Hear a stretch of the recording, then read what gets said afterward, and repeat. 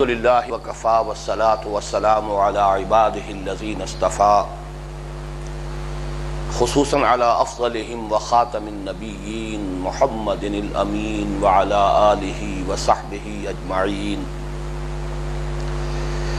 اما بعد فاعوذ باللہ من الشیطان الرجیم بسم اللہ الرحمن الرحیم یسبح للہ ما فی السماوات وما فی الارض الملک القدوس العزیز الحکیم هو الذی بعث فی الامیین رسولا منہم یتلو علیہم آیاتہ ویزکیہم ویعلمہم الکتاب والحکمہ وَإِن كَانُوا مِن قَبْلُ لَفِي ضَلَالٍ مُبِينٍ وَآخَرِينَ مِنْهُمْ لَمَّا يَلْحَقُوا بِهِمْ وَهُوَ الْعَزِيزُ الْحَكِيمُ ذَلِكَ فَضْلُ اللَّهِ يُؤْتِيهِ مَن يَشَاءُ وَاللَّهُ ذُو الْفَضْلِ الْعَظِيمِ صدق اللَّهُ الْعَظِيمُ رب اشرح لي صدري ويسر لي امري واحلل عقدة من لساني يفقهوا قولي اللهم ربنا الهمنا رشدنا واعذنا من شرور انفسنا اللهم ارنا الحق حقا وارزقنا اتباعه وارنا الباطل باطلا وارزقنا اجتنابه اللهم وفقنا لما تحب وترضى آمین یا رب العالمین۔ 2 ہفتے کے ناغے کے بعد ہمارا یہ سلسلہ درس پھر شروع ہو رہا ہے۔ اس وقفے سے قبل آپ کو یاد ہوگا کہ ہم نے 3 ہفتوں پر پھیلی ہوئی 12 نشستوں میں سورہ صف کا مطالعہ مکمل کیا تھا۔ اس وقفے کے دوران ایک تو آپ کے علم میں ہے کہ تحریک خلافت کا پہلا آل پاکستان کنونشن ملتان میں منعقد ہوا، اور اس سے بھی پہلے جس کا کہ ہمارے اس درس کے ساتھ مضمون کے اعتبار سے گہرا تعلق ہے، مرکزی انجمن خدام القرآن لاہور کے سالانہ محاضرات کے ضمن میں منہج انقلاب نبوی کے موضوع پر 5 تقریریں اسی جگہ پر ہوئیں۔ اس کا میں نے تذکرہ جیسا کہ ابھی عرض کیا خصوصاً اسی لیے کیا ہے کہ ہمارے سورہ صف اور سورہ جمعہ کے درس کے ساتھ منہج انقلاب نبوی کا بہت گہرا ربط اور تعلق ہے۔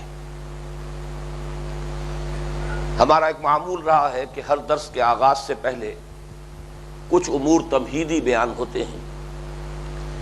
آج ہمیں اس میں خاص اختصار سے کام لینے کی گنجائش ہے، اس لیے کہ سورہ صف کے ضمن میں جو باتیں تفصیل سے میں عرض کر چکا ہوں، یہاں صرف ان کا اشارتاً دہرانا کافی ہوگا۔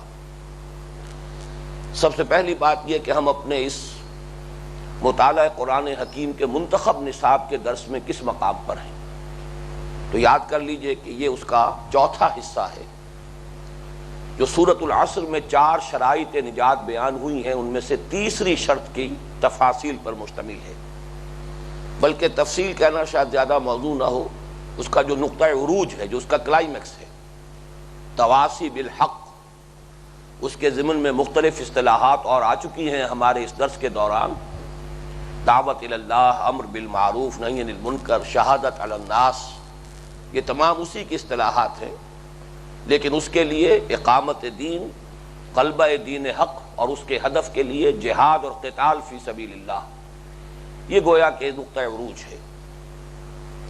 اس چوتھے حصے میں پہلا درس ہمارا تھا سورہ حج کا آخری رکوع، جو ہمارا یہ کتابی صورت میں منتخب نصاب شائع شدہ ہے۔ اس میں دوسرا درس ہے سورہ توبہ کی آیت نمبر 24 اور حضرت معاذ بن جبل رضی اللہ تعالیٰ عنہ کی طویل حدیث۔ پھر تیسرا درس جو ہے اس مطبوعہ نصاب کے اعتبار سے وہ سورہ صف پر مشتمل تھا۔ ہم نے اپنے اس مرتبہ کے درس کے دوران ان دونوں دروس کو یکجا کیا ہے۔ سورہ صف کے ضمن ہی میں سورہ توبہ کی آیت نمبر 24 کا بھی بیان ہوا اور اس حدیث نبوی کا بھی بیان ہو چکا ہے، تو مطبوعہ نصاب کے اعتبار سے تو یہ چوتھا درس ہے جو سورہ حج پر مشتمل ہے، لیکن ہمارے اس سلسلہ درس میں یہ تیسرا ہے۔ نمبر 2 یہ کہ مصحف میں ہم اس وقت کس مقام پر ہیں، اس کے ضمن میں سورہ صف کے آغاز میں میں نے تفصیلاً عرض کیا تھا، قرآن حکیم میں مکی اور مدنی صورتوں کے 6 گروپ، 7 گروپ، ان میں سے جو چھٹا گروپ ہے اس کے خصائص، اس کے خصوصی فضائل، پھر اس چھٹے گروپ کی مدنیات کا خصوصی مضامین کے اعتبار سے بیان، ان میں پھر مسبحات کا ایک خصوصی مرتبہ اور مقام، کل 10 صورتیں ہیں یہ، اور مدنی صورتوں کا بلحاظ تعداد سور یہ سب سے بڑا گلدستہ ہے قرآن حکیم میں۔ سورہ حدید سے سورہ تحریم تک 10 مدنی صورتیں، ان میں سے 5 وہ ہیں جن کا آغاز ہو جاتا ہے بلا کسی تمہید کے، 5 وہ ہیں جن کا آغاز ہوتا ہے سبح للہ یا یسبح للہ کے الفاظ سے۔ یہ مسبحات ہیں، ان کا خاص کیا مقام اور مرتبہ ہے، یہ چیزیں بیان ہو چکی ہیں، اس وقت صرف حوالہ دے رہا ہوں۔ البتہ یہ مضامین پہلے بھی چونکہ بیان ہو چکے تھے، ہمارے منتخب نصاب کے دوسرے حصے میں ایمان کے مباحث میں سورہ تغابن آ چکی ہے۔ سورہ تغابن ان مسبحات میں سے آخری سورت ہے۔ پھر اس کے بعد ہم سورہ صف پڑھ چکے ہیں، وہ بھی انہی مسبحات میں سے ہے۔ تو یہ مضامین کئی مرتبہ دہرائے جا چکے ہیں، اور ویسے بھی آخری مرتبہ ان پر گفتگو ہوگی سورۃ الحدید کے ضمن میں، اور تفصیل سے ہوگی، اس لیے کہ وہ ام المسبحات ہے، ان تمام مسبحات کے لیے گویا کہ اساس اور جڑ اور بنیاد کی حیثیت رکھتی ہے، لہذا اس وقت میں اس پر زیادہ وقت صرف نہیں کر رہا۔ البتہ تیسری بات جو میں نے عرض کی تھی سورہ صف کے تمہیدی مضامین میں، وہ میں چاہتا ہوں کہ اس وقت پوری تفصیل کے ساتھ دوبارہ ذہن میں تازہ کر لیں کہ سورہ صف اور سورہ جمعہ کے مابین جو نسبت زوجیت ہے اسے اچھی طرح سمجھ لیجئے۔ یہ میں سمجھتا ہوں کہ فہم قرآن کا ایک بہت اہم باب ہے۔ یہ بات بھی ذہن میں تازہ کر لیں، نسبت زوجیت کہتے کس بات کو ہے، جوڑا کسے کہتے ہیں؟ 2 چیزیں اگر جوڑے کی حیثیت رکھتی ہیں تو ان میں کچھ مشابہتیں ہوں گی اور کچھ فرق ہوگا، لیکن یہ فرق بھی در حقیقت ایسا ہوگا کہ وہ دونوں فرد جو ہیں اس جوڑے کے، وہ مل کر کسی مقصد کی تکمیل کریں گے۔ جیسے جوڑے کا لفظ عام طور پر آپ کو معمول ہے، ہمارے ہاں حیوانات میں جوڑے ہیں، انسان جوڑے کی شکل میں ہے، مرد اور عورت، تو ظاہر بات ہے کہ حیوانات میں بھی ظاہر بات ہے کہ ان میں سے جو نر اور مادہ ہے بہت مشابہ ہوتے ہیں، شیر اور شیرنی، اور بھیڑ اور بھیڑیا، اور گھوڑا اور گھوڑی، اسی طرح انسان اور مرد، لیکن فرق بھی ہے۔ لیکن یہ فرق اس لیے ہے، ایک مقصد، نسل کو آگے چلانے کے لیے ایک مقصد ہے جس کی تکمیل جو ہے یہ دونوں فرد جو ہے جوڑے کے مل کر سکتے ہیں۔ نہ صرف نر سے آگے نسل چل سکتی ہے اور نہ صرف مادہ سے آگے نسل چل سکتی ہے۔ تو یہ نسبت زوجیت ہے، اس کا تجزیہ ہے۔ تو نسبت زوجیت قرآن حکیم کی جن صورتوں میں ہے، یہ بھی یاد کر لیجئے قرآن مجید میں اس کو اس قدر وسعت دی گئی ہے، وَمِن كُلِّ شَيْءٍ خَلَقْنَا زَوْجَيْنِ لَعَلَّكُمْ تَتَفَكَّرُونَ یا تذکرون غالباً، ہم نے تو ہر شے جوڑوں کی شکل میں پیدا کی۔ یہ اللہ تعالیٰ کی تخلیق کا ایک عام اصول ہے، بلکہ اسی حوالے سے بعض حضرات نے بڑی خوبصورت توجہ دلائی ہے کہ اس دنیا کا جوڑا آخرت ہے۔ دنیا کی توجیہ نہیں ہو سکتی اگر آخرت نہ ہو، اخلاق کی کوئی بنیاد ہی نہیں ہے، دنیا میں انسان کا صحیح طرز عمل ہو ہی نہیں سکتا جب تک کہ وہ آخرت پر یقین نہ رکھتا ہو۔ دنیا نامکمل ہے جب تک کہ معاد کا تصور بھی اس کے ساتھ شامل نہ ہو۔ تو گویا کہ معنوی اعتبار سے بھی جوڑوں کا معاملہ جو ہے وہ اللہ تعالیٰ کی اس تخلیق میں اور اس حکمت میں گویا کہ ایک قاعدہ کلیہ کی حیثیت سے موجود ہے۔ تو صورتوں میں جو جوڑے ہیں ان میں بھی ظاہر بات ہے مشابہتیں بھی ہوں گی اور کچھ نہ کچھ فرق و تفاوت بھی ہوگا، لیکن فرق و تفاوت جو ہے وہ بھی کسی مقصد کی تکمیل کے لیے ہوگا۔ بعض جگہ پر یہ نسبت زوجیت بہت نمایاں ہے، جیسے یہ جو جوڑا ہے بہت نمایاں ہے۔ اب دیکھیے اس میں جو مشابہت ہے لیکن فرق ہے، سورہ صف بھی شروع ہو رہی ہے سبح للہ ما فی السماوات و ما فی الارض، سورہ جمعہ شروع ہو رہی ہے یسبح للہ ما فی السماوات و ما فی الارض۔ کتنی گہری مشابہت ہے، لیکن فرق بھی ہے کہ ایک میں فعل ماضی آیا ہے اور ایک میں فعل مضارع آیا ہے۔ آواز کو درست کرو۔ ان دونوں میں جو فرق و تفاوت ہے اس سے تکمیل کس بات کی ہو رہی ہے؟ گویا کہ زمان کا احاطہ ہو گیا، کائنات کی ہر شے جسے ہم کہتے ہیں کون و مکان، کون کا احاطہ تو ہو گیا، ما فی السماوات و ما فی الارض، جو کچھ آسمانوں میں ہے اور جو کچھ زمین میں ہے گویا کہ کون کا، کائنات کا احاطہ ہو گیا۔ اب کون و مکان اور زمان و مکان، تو یہ زمان جو ہے، یہ دوسرا جو ایلیمنٹ ہے اس کا، اس کا احاطہ ہو گیا جب فعل ماضی اور فعل مضارع دونوں جمع ہو گئے۔ فعل ماضی جو ہے پاسٹ ٹینس، اور آپ کو معلوم ہے کہ عربی زبان میں اور فارسی زبان میں فعل مضارع جو ہے وہ کور کرتا ہے حال کو بھی مستقبل کو بھی، تو ماضی، حال، مستقبل تینوں کا احاطہ ہو گیا۔ احاطہ زمانی جو ہے اس کا مقصد حاصل ہو گیا۔ اس کائنات کی ہر شے، خواہ وہ آسمانوں میں ہو خواہ زمین میں ہو، ہمیشہ سے اللہ کی تسبیح بیان کر رہی ہے، ہر دم بیان کر رہی ہے اور ہمیشہ کرتی رہے گی۔ تو سبح للہ سے شروع ہوا سورہ صف کا معاملہ، اور یسبح للہ سے یہ سورہ جمعہ۔ اسی طریقے سے ایک لفظی مشابہت دیکھیے، جو عمود والی آیت ہے سورہ صف کی، هو الذی ارسل رسولہ بالہدی ودین الحق لیظہرہ علی الدین کلہ۔ هو الذی، اس سے آغاز ہو رہا ہے۔ آیت نمبر 9 جو ہے مرکزی آیت، عمود والی آیت، جب شروع کیا ہے درس ہم نے تو بالکل ٹھیک تھی آواز، اس کو ذرا بند کرو ایک دفعہ، کیا مسئلہ کیا، گڑبڑ کیا کی بات، بند کر کے ٹھیک کر لو۔ یہ میں عرض یہ کر رہا تھا کہ عمود جو ہے سورہ صف کا، وہ اس کی آیت نمبر 9 سے معین ہوتا ہے۔ هو الذی ارسل رسولہ، وہی ہے اللہ جس نے بھیجا اپنے رسول کو۔ سورہ جمعہ کی جو عمود والی آیت ہے، هو الذی بعث فی الامیین رسولا منہم، وہی ہے اللہ جس نے اٹھایا امیین میں سے ایک رسول انہی میں سے۔ معلوم ہوا کہ یہ مشابہت لفظی جو ہے ان دونوں صورتوں کی، جو دونوں کی عمود والی آیات ان میں موجود ہے۔ اصل جو ہے یہ نسبت زوجیت معنوی اعتبار سے بڑی اہمیت کی حامل ہے، اس لیے کہ سورہ صف کا چونکہ ہم مطالعہ مکمل کر چکے ہیں، مرکزی مضمون کیا ہے؟ سیرت نبوی کا ایک پہلو ہے علی صاحب الصلاۃ والسلام، کہ حضور کی بعثت کا مقصد کیا تھا۔ عمود والی آیت نے اس کو معین کیا، هو الذی ارسل رسولہ بالہدی ودین الحق لیظہرہ علی الدین کلہ۔ یہ بعثت محمدی صلی اللہ علیہ وسلم کا مقصد ہے، ہدف معین ہو گیا۔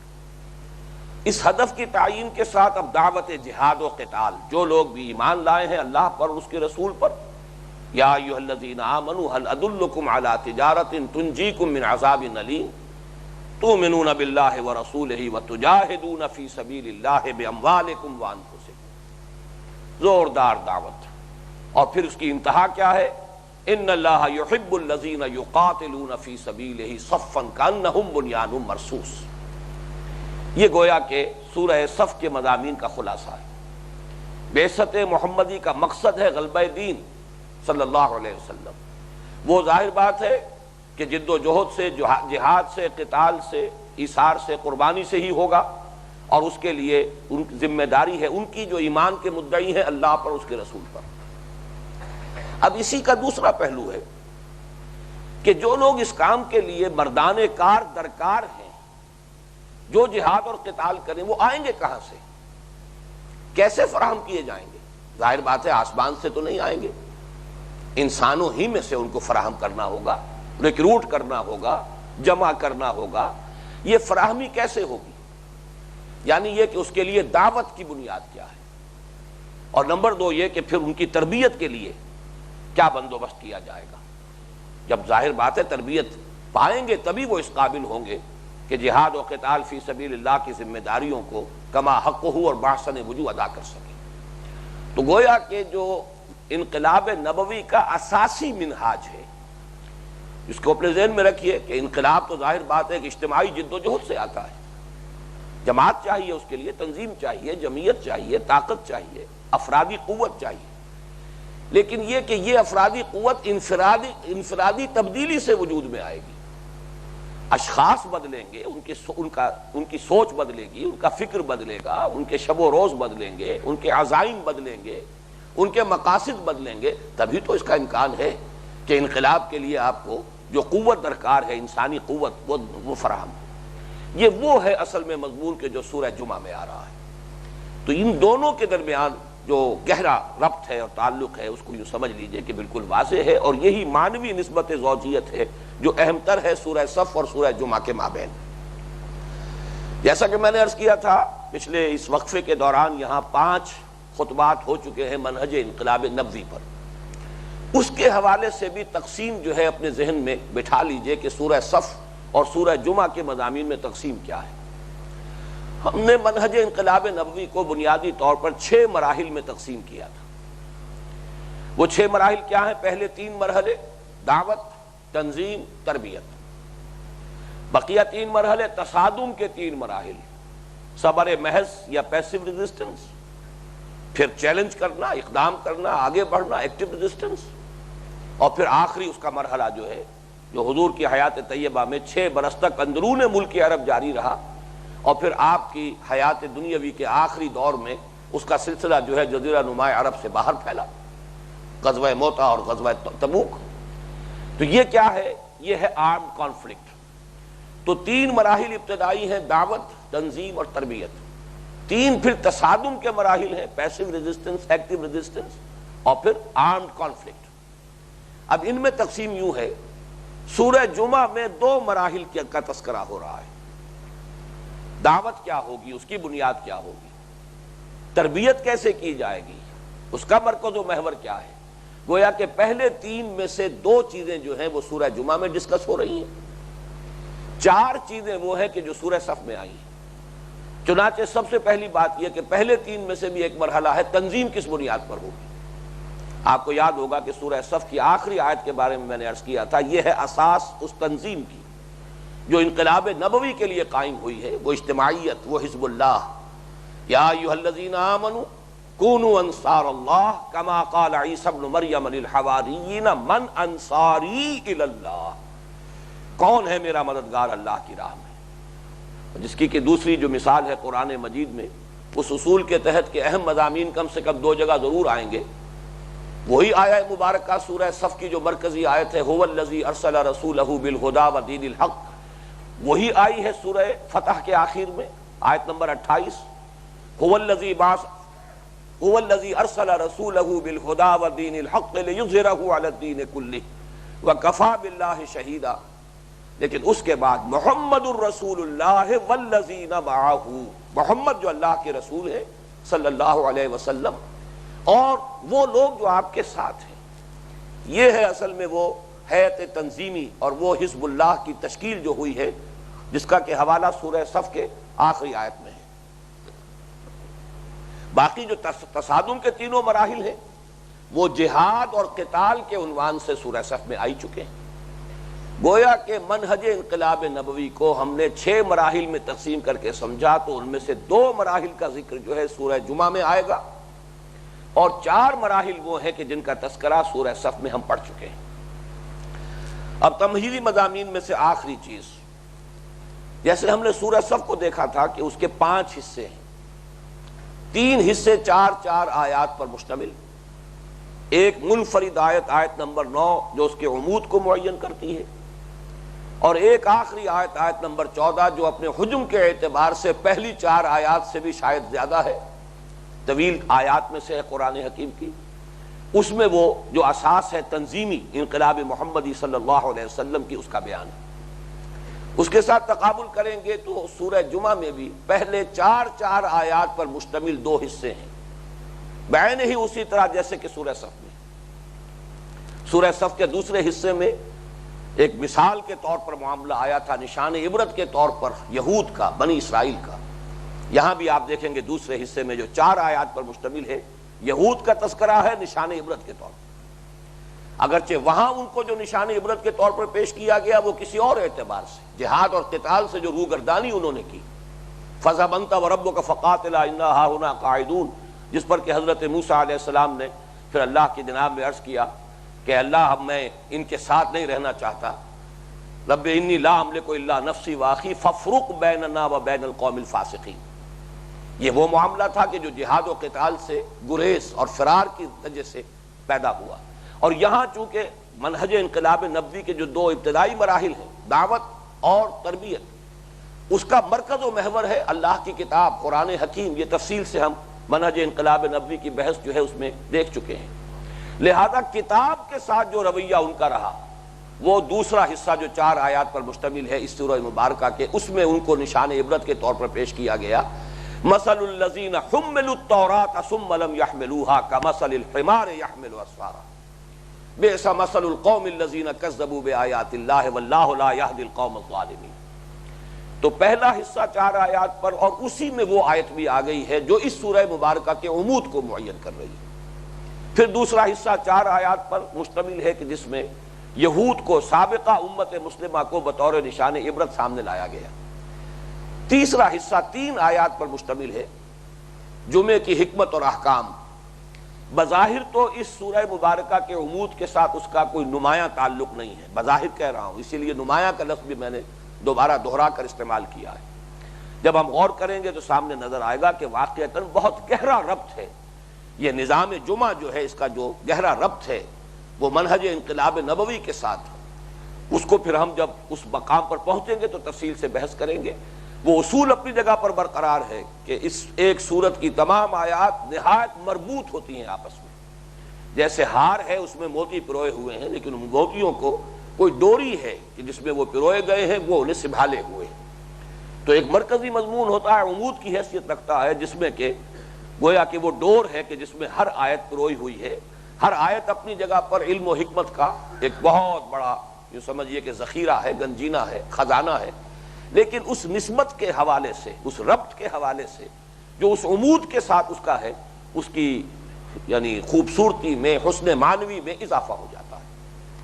اب آئیے ہم اللہ کا نام لے کر سلسلے وار اس سورہ مبارکہ کی آیات کا مطالعہ شروع کرتے ہیں۔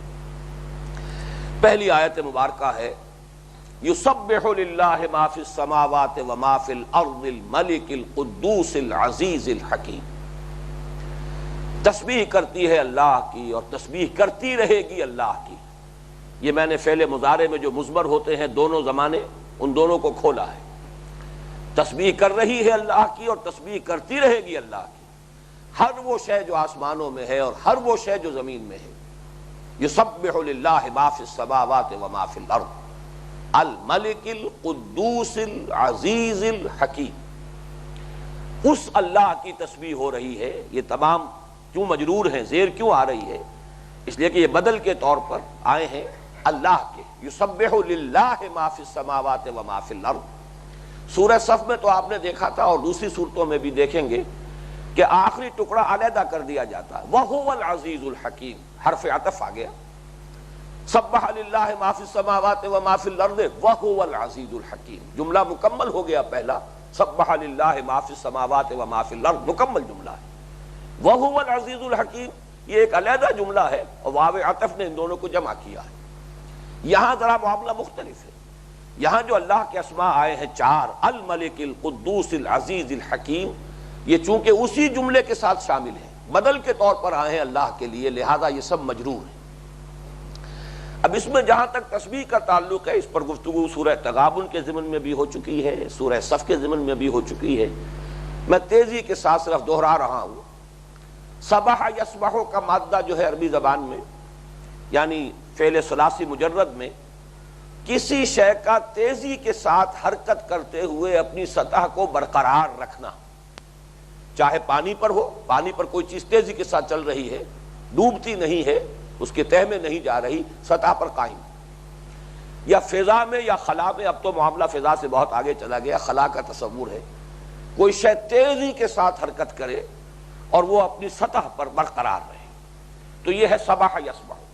کل فی فلک یسبحون، یہ اجرام سماویہ جو ہیں یہ سب کے سب اپنے اپنے مدار میں تیر رہے ہیں، تیزی سے حرکت کر رہے ہیں، اپنی اپنی جگہ پر برقرار ہیں۔ اسی سے جب باب تفعیل ہوا ہے ثلاثی مزید فی کا، تو اب یہ فعل لازم سے فعل متعدی بن گیا۔ کسی شے کو اس کے مقام پر، سطح پر قائم رکھنا، برقرار رکھنا، اللہ کو اس کے مقام رفیع پر برقرار رکھنا، اس کے ساتھ کوئی ایسا تصور شامل نہ کر دینا جو اس کے شایان شان نہ ہو، یہ ہے اصل میں تسبیح کا اصل مفہوم۔ اب ہم جب بیان کرتے ہیں تو اللہ پاک ہے، اللہ کی پاکی بیان کر رہی ہے، اگرچہ یہ الفاظ ہماری زبان کی اور اس کی وکیبلری کی محدودیت ہے، ورنہ یہ کہ ناپاکی کا کیا تصور اللہ کی ذات کے ساتھ، یہ الفاظ استعمال کرتے ہوئے بھی جھجک ہوتی ہے، لیکن یہ کہ بہرحال الفاظ ہمارے پاس یہی ہیں، وہ ہر عیب سے، ہر نقص سے، ہر ضعف سے، ہر احتیاج سے، ہر کوتاہی سے وہ بالا تر ہے، منزہ ہے، اعلیٰ ہے، عرفہ ہے۔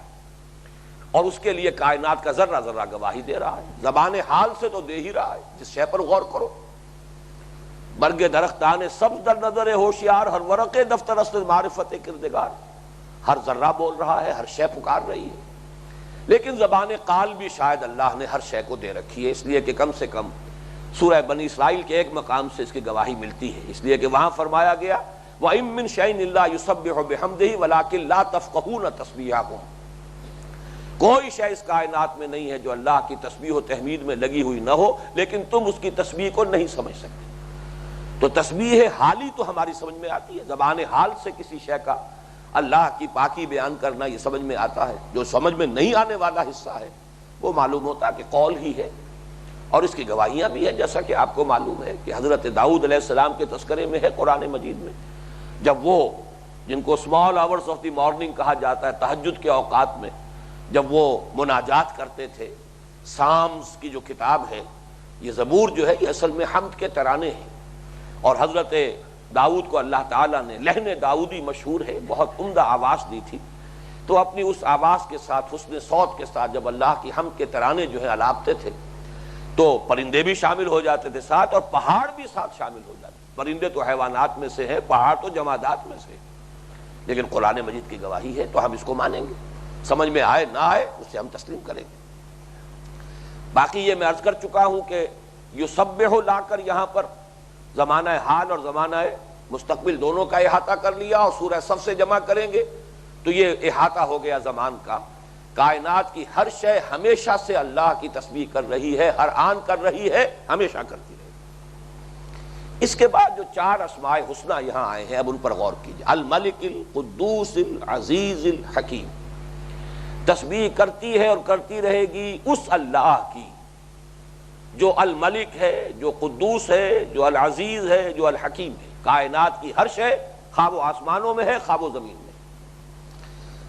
ان میں پہلے تو یہ غور کیجئے کہ یہ 4 اسماء جو ہے ایک مقام پر جمع ہونا، یہ قرآن مجید میں بس استثناءات ہی ہیں چند، ورنہ عام جو قاعدہ ہے قرآن مجید کا ہر قاری جانتا ہے کہ بہت سی آیات قرآن مجید کی جب ختم ہوتی ہیں تو اللہ تعالیٰ کے اسماء یا صفات پر، اگر وہ نکرہ کی صورت میں صفات کہلائیں گی، وَهُوَ غَفُورٌ الرحیم، واللہ غفور رحیم، اللہ غفور بھی ہے رحیم بھی ہے.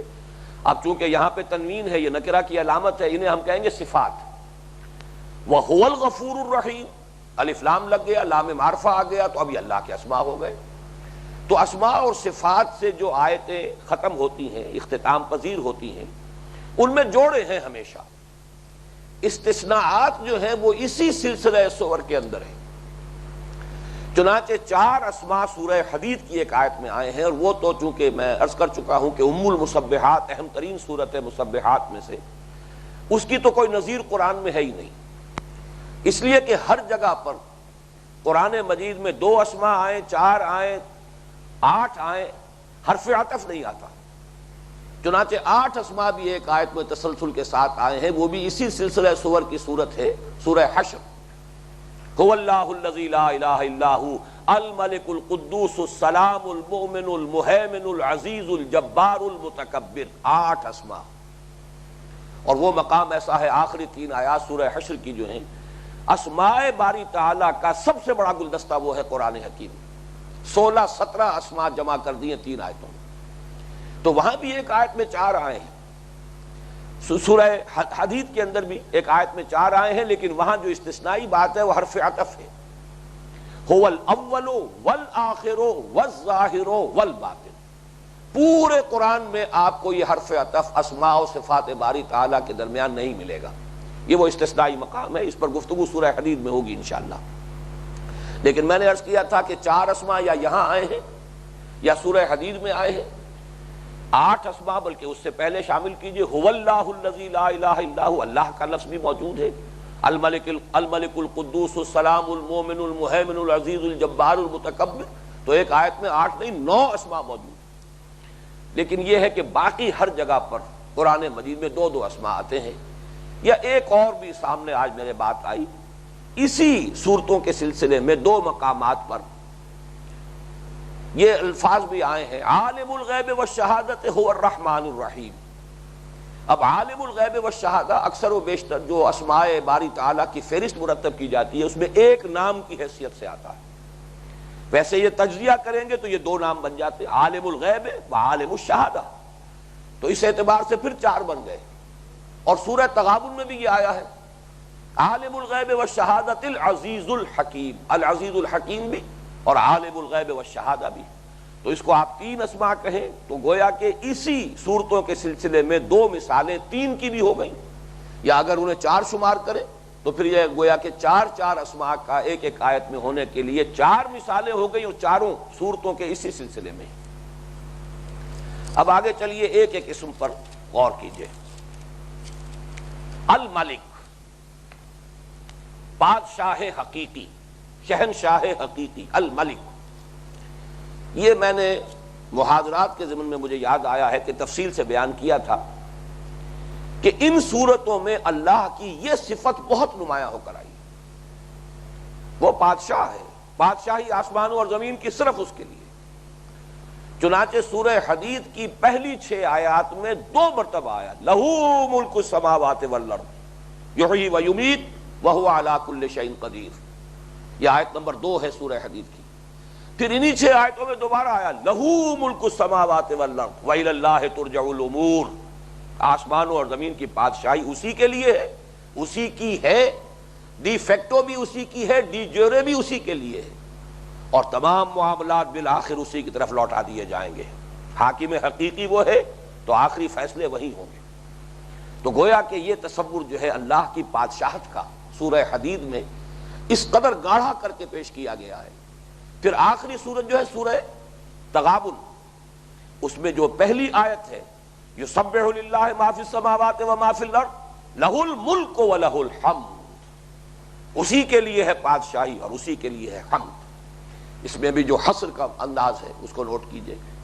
تو یہ جو 2 تصورات ہیں ان کو اچھی طرح جان لیں. یہاں پر آیا الملک، بادشاہ حقیقی وہی ہے، اور یہی الملک وہ جو میں نے 8 اسماء کا جو ایک ہی تسلسل کے ساتھ سورہ حشر کی جو آخری حصے میں آئے ان میں بھی پہلا نام یہی ہے. هو اللہ الذی لا الہ الا هو الملک القدوس السلام المومن المہیمن العزیز الجبار المتکبر. اس کی وجہ کیا ہے؟ یہ میں نے بارہا عرض کیا ہے کہ یہ مسبحات جو ہیں، ویسے تو یہ تمام کی تمام 10 صورتیں جو ہیں سورہ حدید سے تحریم تک بالعموم اور بالخصوص مسبحات، یہ مسلمانوں سے خطاب ان میں ہے، اصلاً کفار سے نہیں ہے، مشرکین سے نہیں ہے، اہل کتاب سے نہیں ہے. کہیں ہے تو بہت ہی یوں سمجھیے کہ برسبیل تذکرہ، اور زیادہ تر جو ہے اہل کتاب کا تذکرہ وہ ایک عبرت کے نشان کے طور پر. خطاب صرف مسلمانوں سے ہے بحیثیت امت مسلمہ. اب جو شخص مسلمان ہونے کا مدعی ہے وہ اللہ کی معبودیت کا تو اقرار کر کے آیا ہے، لا الہ الا اللہ اشہد ان لا الہ الا اللہ واشہد ان محمد رسول اللہ. یہ تو گویا کہ اس کے لیے پہلے ہی سے موجود ہے، اس کا تو وہ انکار کر ہی نہیں سکتا. معبودیت کا تصور تو بالکل واضح ہے، لیکن جس شے کو زیادہ نمایاں کرنے کا اصل میں یہاں پہ مقصود ہے وہ کیا ہے کہ وہ صرف عبادات ہے، وہی ذات واحد عبادت کے لائق، زبان اور دل کی شہادت کے لائق. صرف یہ بات نہیں ہے بلکہ وہی حاکم حقیقی ہے، اسی کی حکومت قائم کرو. تمہارا نظام جو ہے جب تک کہ اس کی حکومت والا نظام نہ بن جائے، حاکمیت خداوندی کو بالفعل تم قائم نہیں کرتے. جیسے کہ بڑی پیاری آیت ہے سورہ مائدہ میں قل یا اہل الکتاب لستم علی شیء حتی تقیموا التوراۃ والانجیل وما انزل الیکم من ربکم.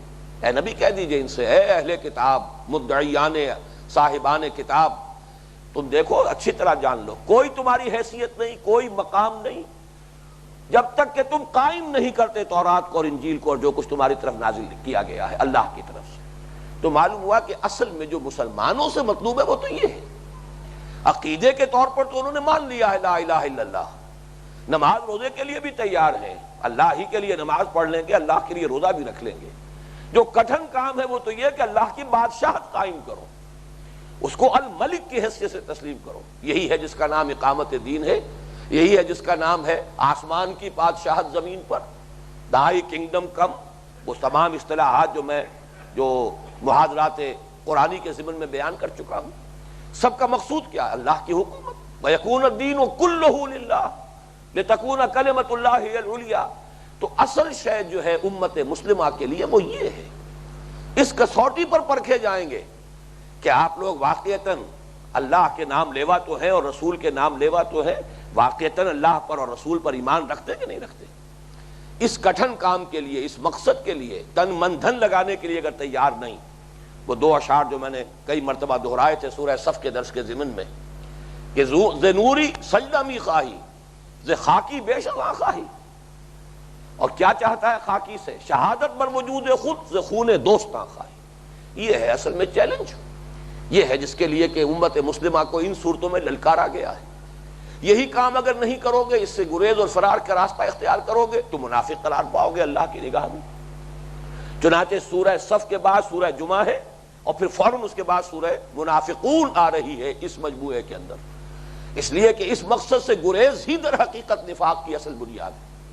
اس سے جان چراؤ گے تو چھپا چھپا کے نہ رکھ اسے، تیرا آئینہ ہے وہ آئینہ کہ شکستہ ہو تو عزیز تر ہے نگاہ آئینہ ساز میں. اپنے آپ کو اس کام میں لگا دو، مزمحل ہو جاؤ، اب تن من دھن اس میں کھپا دو، اپنی زندگی جو ہے اس میں خاک میں رلا دو، تب تو تم کامیاب ہو گئے. اور اگر وقت آئے تو خاک و خون میں غلطیدن جس کو کہا ہے، بنا کردند خوش رسمیں بخاک و خون غلطیدن، خدا رحمت کو نہ دی عاشقان پاک تینت را. اس مرحلے سے گزرتے ہو تو مومن ہو، نہیں گزرتے اس سے گریز اور فرار کا راستہ اختیار کرتے تو منافق ہو. یہ سورہ منافقون میں بات واضح ہو جائے گی. اور جیسا کہ میں نے عرض کیا تھا اسی کا مطلب ہے نظام خلافت. خلافت ہے کیا؟ خلافت در حقیقت اس حقیقت کو ماننے کا نام ہے کہ الملک تو وہ ہے، پھر ہم کیا ہیں؟ ہم بادشاہ نہیں ہیں، ہمارے لیے کوئی ساورنٹی نہیں ہے. سروری زیبا فقط اس ذات بے ہمتا کو ہے، حکمراں ہے ایک وہی، باقی بتانے حاضری. اگر کوئی اور حکمرانی کا دعویٰ کرے گا وہ تو بت بن گیا، معبود بن گیا. چاہے وہ پوری نوع انسانی ہو، چاہے پوری قوم ہو، چاہے 10 کروڑ افراد ہو کسی قوم کے کسی ملک کے. ساورنٹی اس کے لیے وائس جیرنسی تمہارے لیے ہے، انسانوں کے لیے خلافت ہے. انی جاعل فی الارض خلیفہ یا داؤد انا جعلناک خلیفۃ فی الارض اور لیستخلفنہم فی الارض. یہ تمام تصورات جو ہیں اس لفظ الملک ہی کے حوالے سے. تو یہاں پر بھی آپ نے دیکھا کہ سب سے پہلا جو اللہ تعالیٰ کے اسماء حسنہ میں سے آیا ہے الملک، القدوس. پھر وہی مفہوم ہے اس میں تسبیح میں کے لیے بھی لفظ جو ہے سبوح بنتا ہے، سبوح قدوس ربنا ورب الملائکۃ والروح. یہ جو تراویح کی جو دعا ہے اس میں یہ الفاظ آپ تکرار کے ساتھ پڑھتے رہے ہوں گے. تو سبوح اور قدوس، قدوس میں در حقیقت ذاتی اعتبار سے کسی کا پاک ہونا، منزہ، اعلیٰ، عرفہ، اور سبوح میں اس کا نمایاں ہونا، ظاہر ہونا، یا اس کو دوسروں کی نگاہوں میں اس طریقے سے واضح ہو جانا کہ یہ ہر اعتبار سے ہستی کامل ہے. بہت سا باریک فرق ہے اس کے اندر. تو یہ قدوس جو ہے الملک القدوس بادشاہ ہے، اور بادشاہ ظاہر بات ہے کہ اس کے پاس اختیار مطلق ہوتا ہے. یہ جو دو اسماء یہاں پر آ رہے ہیں ان دونوں میں نسبت وہی ہے جو العزیز الحکیم میں ہے، وہی الملک اور القدوس میں ہے. العزیز مقتدر مطلق، جس کے اختیارات کو چیلنج کرنے والا کوئی نہیں، فائنل اتھارٹی، جس پر کوئی چیکس اینڈ بیلنسز نہیں ہے، جس کا کہ ہم دنیا میں تو تصور کر ہی نہیں سکتے. اس لیے کہ دنیا میں تو بڑی سے بڑی شخصیت بھی ہوگی تو اس پر کوئی نہ کوئی چیکس اینڈ بیلنسز ہوں گے. خدائی کا دعوے دار تھا فرعون. میں تو جب اس مقام سے گزرتا ہوں تو واقعہ یہ ہے کہ بہت احساس، گہرا تاثر ہوتا ہے کہ ایک طرف وہ فرعون خدائی کا مدعی ہے، دوسری طرف حال یہ ہے اس نے بھانپ لیا کہ میرے اپنے درباریوں میں سے کچھ لوگ ہیں کہ جو موسیٰ کے ہم خیال بن چکے ہیں، یا یہ کہ موسیٰ کے ہمدرد بن چکے ہیں. اگر میں نے کوئی بڑا قدم اٹھایا موسیٰ کے خلاف اب علیہ الصلاۃ والسلام تو ہو سکتا ہے کہ میرے اپنے لوگوں میں کوئی بغاوت ہو جائے. لہذا اپنے دربار میں ضرونی اقتل موسیٰ، پرمٹ می، مجھے اجازت دو کہ میں قتل کر دوں موسیٰ کو. ایک طرف خدائی کا مدعی ہے، مطلق العنان بادشاہ ہے.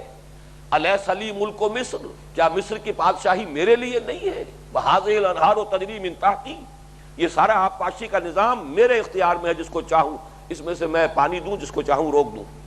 ایک طرف تو یہ تنتنا ہے، یہ دبدبا ہے، اور حال یہ ہو گیا ہے ذرونی اقتل موسیٰ، مجھے اجازت دیجئے آپ کہ میں موسیٰ کو قتل کروں۔ بھاگ گیا تھا، آخر بادشاہ تھا، وہ کچھ نہ کچھ فہم تو ہوتا ہے۔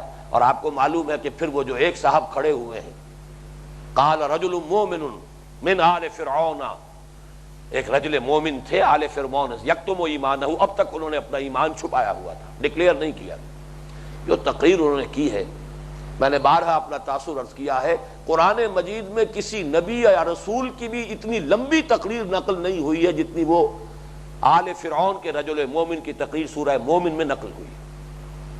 بہت مفصل تقریر، اور واقعہ یہ ہے کہ خطابت کا شاہکار ہے، جس طرح گھیرا ہے انہوں نے، دلائل دیے ہیں، تاریخی دلائل اور منطقی دلائل، عقلی دلائل، پھر دلیل کے ساتھ اپیل کو جہاں جمع کیا ہے کہ معلوم ہوا کہ پورا دربار جو ہے غالباً ان کے اس خطابت سے یا ان کے دلائل سے متاثر ہو گیا، اور فرعون صاحب کو اب وہ جو خدائی کے مدعی تھے یہ کہتے بنے بھائی جو میں نے صحیح سمجھا تھا وہ آپ کے سامنے بات رکھ دی تھی، اب بہرحال آپ لوگ اگر نہیں مانتے تو ٹھیک ہے۔ تو میں یہ مثال دے رہا تھا کہ فرعون بھی مطلق العنان چاہے کتنا ہی ہو، دنیا میں تصور ہے ہی نہیں کہ کوئی شخص بھی ایسا ہو سکتا ہے کہ اس پر کوئی چیکس اینڈ بیلنسز نہ ہو۔ جدید جو دستور بنائے جاتے ہیں، اور یہ جو بھی اپنی جگہ ایک بہت بڑا فن ہے، ماہرین دستور، اور اس کے اندر سب سے بڑا مسئلہ یہی ہوتا ہے کہ جہاں کوئی اتھارٹی آئے وہاں پر کوئی نہ کوئی چیکس اینڈ بیلنسز ہونے چاہیے، اس لیے کہ authority tends to corrupt and absolute authority corrupts absolutely.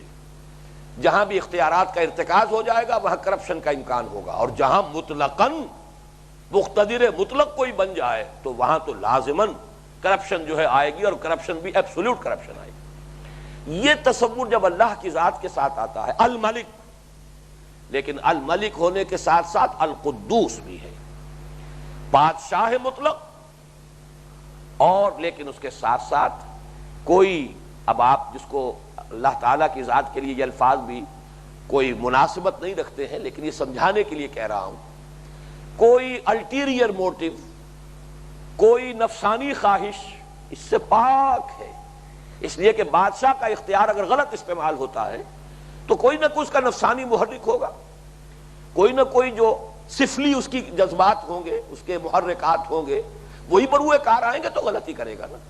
اللہ تعالیٰ پاک ہے، الملک القدوس، الملک القدوس العزیز الحکیم، جہاں اس کا اختیار مطلق ہے اس کی حکمت بھی کامل ہے، اس کا اختیار مطلق اس کی حکمت بالغہ کے ساتھ استعمال ہوتا ہے۔